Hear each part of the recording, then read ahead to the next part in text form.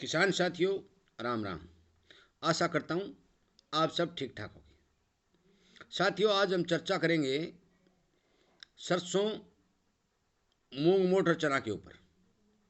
क्योंकि सरसों में जो अब मौके पर जो मौसम चल रहा है, इस मौसम के हिसाब से चर्चा करना बहुत ज़रूरी है। मूंग और मोट की बात करें तो कुछ भाइयों के कमेंट भी आ रहे हैं, कुछ भाइयों के एक दो भाई के फ़ोन भी आए थे, इसलिए उन पर भी थोड़ी थोड़ी बात करेंगे। और चना, जो इस जो मौसम की मुख्य फसल है, उसके बारे में यदि हम चना पर चर्चा कर लेते हैं तो उसमें कोई अर्ज नहीं है। साथियों, मैं रोजाना किसान सेवा के लिए एक वीडियो डेली डाल रहा हूँ, और आपको जो जानकारी मैं बता रहा हूँ मेरे अनुभव के हिसाब से बता रहा हूँ। इधर उधर से जानकारी लेकर आप तक पहुँचाने की कोशिश कर रहा हूँ, ताकि आप गलती न करें, आपको नुकसान न उठाना पड़े। इसलिए यदि मेरी चर्चा आपको ठीक लगती है, यदि आपको ये बातें पसंद आती हैं, तो आप इस चैनल के साथ जुड़ जाएं, इसके सामने वाली घंटी का बटन दबाएं, ताकि आपको फ़ौरन ये वीडियो मिलता रहे। आप अपने दोस्तों तक शेयर जरूर करें, क्योंकि हर किसान को इस तरह की जानकारी मिलना बहुत ही ज़रूरी है। और यदि किसान को जानकारी होगी तो किसान जागरूक होगा, ताकि उसे कम से कम नुकसान उठाना पड़े और उसकी भी फसल अच्छी हो, हमें भी खुशी हो। साथियों, सरसों की जो बात करें, 15 दिन से लगातार जो ये ठंडा मौसम चल रहा है, भरपूर नमी वायु में बनी हुई है, और इस मौसम के चलते सरसों के अंदर फंगस लगने का बहुत ही बड़ा खतरा है। सफ़ेद रोड़ी नामक रोग सरसों के ऊपर आ सकता है। साथियों, सफ़ेद रोड़ी क्या होता है ये मैंने पहले वीडियो में बताया था, अपन अब भी बता देता हूँ कि पत्ते के ऊपर छोटे छोटे सफ़ेद सफ़ेद धब्बे हो जाएंगे, जो निचले स्तर पर होंगे। पत्ते को उल्ट के देखोगे तो नीचे छोटे छोटे धब्बे दिखाई देंगे, जो सफ़ेद होंगे। वो ऊपर आएंगे, ऊपर आकर वो तने के साथ टच हो जाएंगे, और तना क्या होगा कि बीच में से जो फंगस है वो खा जाएगी। और जब हम सरसों की कटाई करते समय देखेंगे तो हमारे बहुत से पौधे जो है बीच में सूखे हुए मिलेंगे, उखड़े हुए ऊपर सरसों के खेत में दिखाई देने लगेंगे। इसकी रोकथाम करने के लिए साथियों, मैं आपको पहले बता भी चुका हूँ, दोबारा फिर बता रहा हूँ कि कार्बोडिजम 50 WP लें, और उसके साथ लिक्विड सल्फर 80% वाला लें। ये पाउडर फॉर्म वाला भी 80% वाला सल्फर आप ले सकते हैं।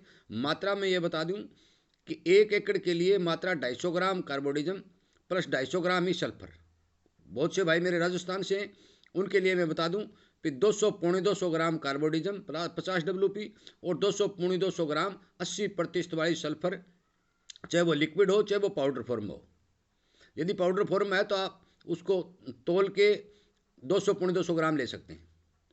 यदि आप इस दोनों के मिश्रण घोल को सरसों की फसल के ऊपर स्प्रे कर देते हैं तो आपका सफ़ेद रोड़ी नामक जो रोग है वो काफ़ी हद तक कंट्रोल हो जाएगा। साथियों, मैं जानता हूँ सरसों की हाइट बहुत ज़्यादा है सरसों में स्प्रे करना कठिन है, परंतु फिर भी किसान का काम है मेहनत करना। उसे एक स्प्रे इस घोल की जरूर निकालनी चाहिए, ताकि सरसों में कम से कम नुकसान हो, हमारे पौधे कम से कम सूखें। यदि आप एक स्प्रे निकाल देते हैं तो आपके खेत में फ़ायदा ही फ़ायदा होगा। दूसरी बात, अब हम भाव पर कर देते हैं। साथियों, सरसों के भाव के बारे में मैं पहले वीडियो में बता भी चुका हूं। भी मेरे को लगता है कि ज़्यादा गुंजाइश नहीं है, क्योंकि देश के अंदर तेल का भरपूर भंडार है। सोयाबीन और पाम ऑयल का आयात जो देश ने कर रखा है वो सस्ता है, सरसों के तेल की डिमांड कम है, और अब की बार फसल भी अच्छी आने की संभावना है। क्योंकि नुकसान तो सरसों को हुआ था, क्योंकि कम बरसात की वजह से कुछ बिजाई 2-4% कम हुई। उसके बाद में मरगोजा जो रूखड़ी है उसने भी सरसों को खदेड़ा मारा, परंतु फिर भी मौसम अनुकूल चल रहा है, प्रोडक्शन अच्छा निकलेगा। इतने अच्छे प्रोडक्शन के चलते भाव मिलने बहुत मुश्किल है। इसलिए आप अपनी फसल का जो पंजीकरण करवा के सरकार के पोर्टल पर बेचने की कोशिश करें। जिन भाइयों को जल्दी है वो सरकार को बेच दें, ताकि उन्हें भाव ठीक मिल जाए। और यदि जिनको जल्दी नहीं है तो वो आराम से आगे चुनाव के बाद क्या होगा इसके बारे में कुछ नहीं कहा जा सकता। साथियों, ये बात मैं बार बार कह रहा हूँ कि 2024 एक चुनावी साल है। इसमें सरकार जो खाद्य वस्तुएं हैं उनको तेजी का रूप नहीं देगी, और न ही उनमें तेजी बनने देगी। बात मूंग मोठ और चना की करते हैं, यही हाल मूंग मोठ और चना का रहने वाला है। साथियों, एमएसपी के इर्द गिर्द भाव घूमने का अनुमान जो है लग रहा है। मुझे नहीं लगता कि इनमें कोई ज़्यादा तेजी आएगी। एल नीनो का असर जरूर है, हर देश के अंदर अनाज का प्रोडक्शन भी घटा है, परंतु फिर भी लगभग 50 देशों के अंदर चुनाव होने के कारण हर देश ये चाहता है कि हमारे देश की जनता को ज़्यादा से ज़्यादा बेनिफिट मिले। कोई देश है वो कम टैक्स लगाकर, कम इम्पोर्ट ड्यूटी लगाकर दूसरे देशों को बेचता है, तो कोई देश कम ड्यूटी लगाकर उसको खरीदता है। जिस तरह से भारत सरकार ने पिछले दिनों दाल का आयात किया था और इसकी तेजी को रोक दिया था। साथियों, मैं इसके साथ साथ आपको एक बात और बताना चाहता हूं कि मेरा काम कोई भ्रमित करना नहीं है। मैं जो भी बातें निकल के आ रही हैं वो आप तक पहुंचा रहा हूं, और ये मेरा फर्ज भी बनता है, ये मेरा धर्म भी बनता है।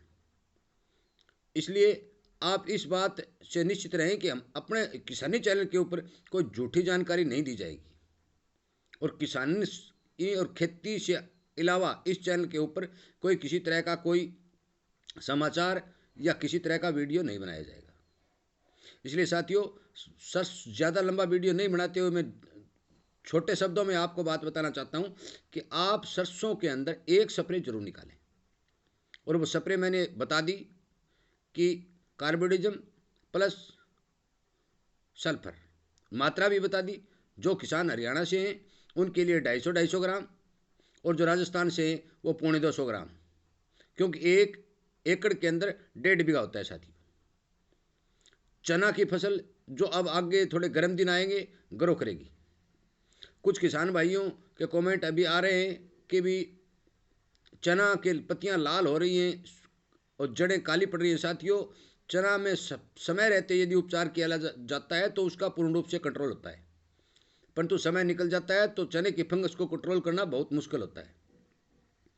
आप स्प्रे कर सकते हैं, कार्बोडिजम की भी कर सकते हैं, सल्फर की भी चने में स्प्रे कर सकते हैं, ग्रोथ प्रमोटर की भी स्प्रे कर सकते हैं, परंतु मैं नहीं मानता कि चने की फंगस का कोई स्थायी इलाज है।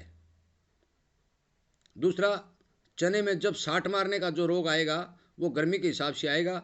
उस समय उस साठ से चने को कोई नहीं रोक सकता। यदि कोई किसी भी प्रकार की दवा आप डालते हैं तो भी उस साठ से चना नहीं रुकता, वो साठ मारता ही मारता है। मैं काफ़ी अनुभव के बाद ये बात कह रहा हूँ। जब चने में जो टाट बोलते हैं, फलियां लगनी शुरू हो जाएंगी, दाने बनने शुरू हो जाएंगे, उस समय लटों का प्रकोप होता है साथियों। छोटी छोटी लटें जो होती हैं चने के फली के अंदर घुसकर दानों को खाती हैं। उस समय आपको ध्यान रखना है कि उसमें ज़्यादा महंगी दवा की बजाय प्रोक्लेम जो इमामैक्सिन बेंजोएट 5 WP के प्रतिशत के हिसाब से आती है, उसका 100 ग्राम प्रति एकड़ के हिसाब से डोज डाल दें, 70 ग्राम प्रति बीघा के हिसाब से डोज डाल दें। आपकी जो चने की जो दाने को खाने वाली सुंडी है वो कंट्रोल हो जाएगी। यदि एक स्प्रे में काम चलता है तो ठीक है, नहीं आप दूसरी स्प्रे भी उसमें डाल सकते हैं। इसलिए साथियों, चना और सरसों के ऊपर तो आज हमें काम करने की ज़रूरत है। मूंग मोठ की तो खेती आगे है, उस पर तो केवल भाव के बारे में चर्चा करनी है। तो भाव मैंने आपको ये बता दिया कि MSP के इर्द गिर्द ही घूमता रहेगा, ज़्यादा नीचा भी नहीं आएगा और ऊपर भी नहीं जाएगा। पर तो सरसों जो नई आ रही है उसमें नमी के हिसाब से मनमर्जी के भाव लगाए जाएंगे साथियों, क्योंकि व्यापारी लोग नमी का हवाला देकर सरसों को डाउन लाएंगे, नीचे भाव में खरीदेंगे। इसलिए आप अपने सरसों को सूखा निकालें, जल्दबाजी नहीं करें। हो सकता है तो हमारे 5,500 रुपये के लगभग सरकार का जो MSP है उस पर यदि आपकी खरीद होती है तो आप जो किसान भाई जल्दी करने वाले हैं वो बेच लेंगे तो बढ़िया रहेंगे, क्योंकि आगे गेहूं का सीजन आएगा। गेहूं के सीजन के अंदर सरसों की खरीदारी कम होगी। साथियों, कृपा करके जिन किसानों को अपनी सरसों सरकार को बेचनी है वो किसान पंजीकरण अवश्य कराएं। यदि आप पंजीकरण नहीं करवाएंगे तो आपकी सरसों सरकार नहीं खरीदेगी। हो सकता है दाना दाना सरकार खरीद ले, क्योंकि चुनावी साल है, भरपूर स्टॉक करने की इच्छा सरकार की है। इसलिए कृपया करके आप इस बात पर ध्यान दें, इस बात पर गौर करें और विचार भी करें। यदि आपको मेरी बातें अच्छी लगती हैं और इसी तरह आपको जानकारी मिलती रहे, चर्चा में आप जुड़ते रहें, यही आपकी इच्छा है, तो आप चैनल के साथ जुड़ें, सब्सक्राइब करें और अपने दोस्तों से शेयर जरूर करें साथियों, कि छोटी छोटी जानकारी है जो किसान तक पहुंचती रहे, ताकि उसे भी इन सभी जानकारियों का लाभ प्राप्त हो। आपका बहुत बहुत धन्यवाद।